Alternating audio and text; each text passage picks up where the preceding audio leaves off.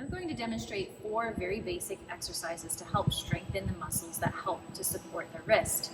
So wrist flexion, wrist extension, ulnar deviation, and radial deviation. So wrist flexion is here, so coming up towards you. If you flip your palm over and then pull up, that is wrist extension. Now, ulnar deviation, so your ulna is this kind of inner arm bone if you have your arm at your side palm facing forward. So your wrist is heading towards that ulna, which is ulnar deviation, and then radial deviation is the opposite, so the thumb is moving towards the radius. So ulnar and radial deviation. We're going to demonstrate all 4 of those with a light dumbbell. So I have a 5-pound dumbbell here. You could go up to maybe 10 pounds, somewhere in that range. But for ulnar and radial deviation, your arm is going to be down by your side. You can do this standing as well.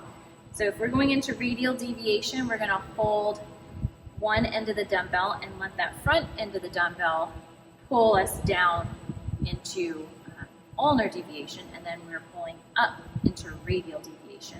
So you want to stabilize that arm by your side so you don't compensate, and then you're just lifting that single head of the dumbbell up towards you. So now if we're trying to do ulnar deviation, we're going to slide our hand towards the other end of that head of the dumbbell, and it's going to then pull us in the opposite direction, and then we are pulling our wrist into ulnar deviation.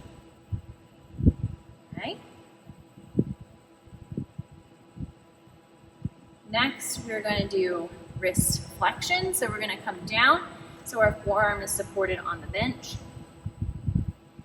And you're going to let the weight of that dumbbell bring your wrist into extension. And then you are going to pull up into flexion. Slowly let it pull you down into extension. You can let the weight kind of pull down on those fingers a little bit. And then curl the fingers in, and then the wrist, and then the opposite, so let the wrist extend, let the fingers extend just a little, and then reverse. So that is wrist flexion. For wrist extension, you're going to flip your palm over.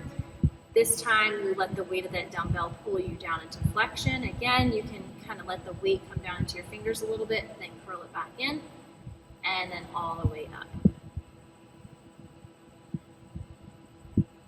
So each of these you're going to do about 10 to 15 each set, and 2 to 3 sets of those.